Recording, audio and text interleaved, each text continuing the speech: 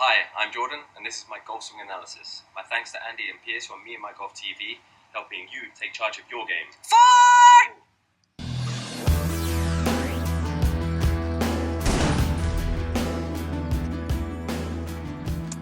Okay, so it's a very cold morning here at the Asprey. We are armed and ready with plenty of clothing on. And new hats. Meandmygolf woolly hats, which are very much needed.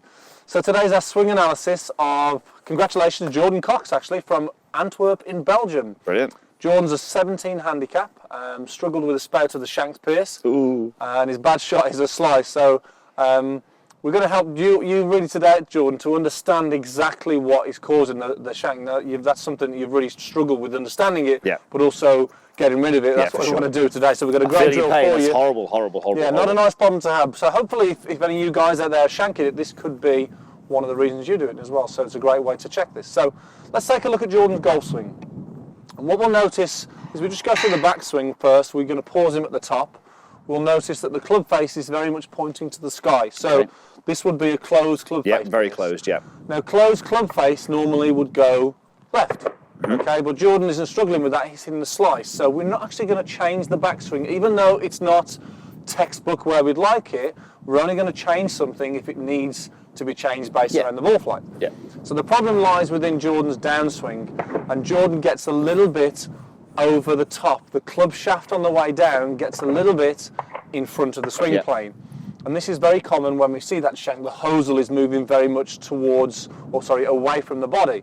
So Piers, let's just go through and let's explain what Jordan's doing, and then we'll go through the drill to correct it. Yeah. As you said, there's a few things going on the backswing, but we're not going to touch those because there's no point at this stage. So on the downswing, as the club comes down into an area we would call parallel point 3, when the club shaft is parallel to the ground for the potential third time, we can see that the club is starting to work over the top of the swing plane. So it's popping out almost. So the downswing plane is pretty good. Yeah, it's looking good. And then suddenly here, it pops out a little bit. Now from there, by the time it gets to the golf ball, there's that heel strike, there's that shank. And we haven't got an image of Jordan's driver, but I would imagine with the driver it's probably popping out a little bit more, and that's what's giving him the slice. That above the swing plane, and that's cutting across the plane and will producing that slice. Yeah. Okay, so as you can see, the club gets in front of that swing plane. Piers, where do we want to see it? Where do we want to see that club on the downswing? So we said that the checkpoint we use when we video people is parallel point 3. So when the club shaft is parallel to the ground, we want it parallel to our target line. You can see by the graphics there that I'm on the plane. So even for Jordan, not a bad idea to maybe get it underneath there a little bit and actually put it underneath the plane a little bit. That's where we're going to get him to feel. So when we're in parallel point 1, if you go back to that, Piers, what you should see is where the majority of the top guys are. On the downswing, parallel point 3. Yeah. We would see that the club head is covering the hands. Yeah. Where what we're going to see with Jordan is that club head gets in front of the hands here at parallel point 3, and that's where the problem arises from. Yeah.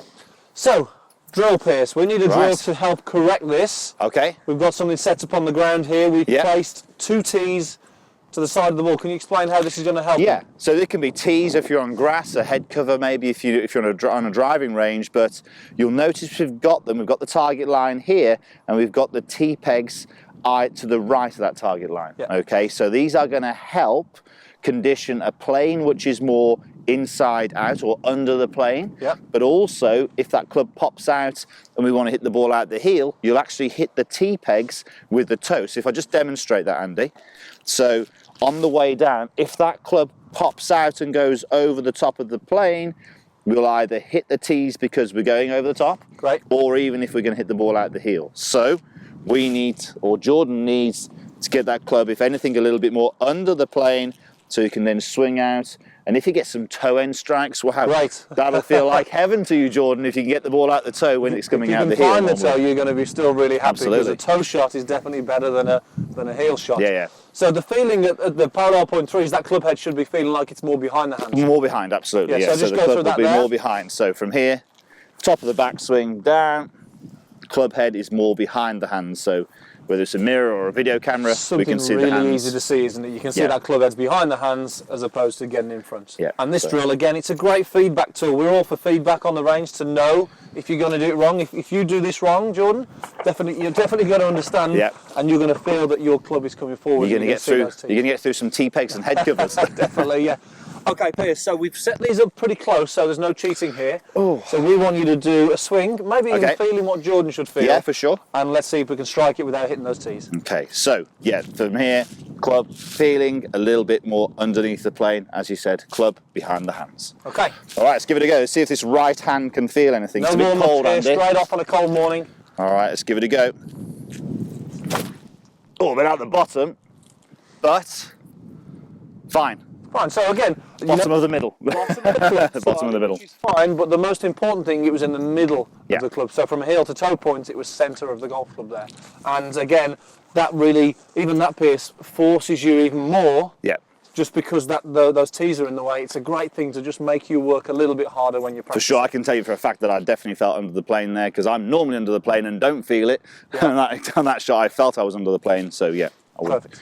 So sure. Jordan, hope that helps you understand exactly what causes the shank there. Again, sometimes there's so many different sort of ideas of maybe some people think the club face is wide open, but as we know now, it's a heel strike for you because of the swing plane coming slightly forward. So I hope that helps you guys out there.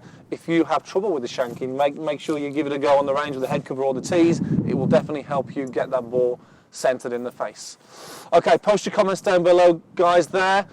Any feedback is great as usual. If you want to have the chance to win an analysis with myself and Piers, check out the Facebook page today and make sure you enter the competition, and we will see you next time.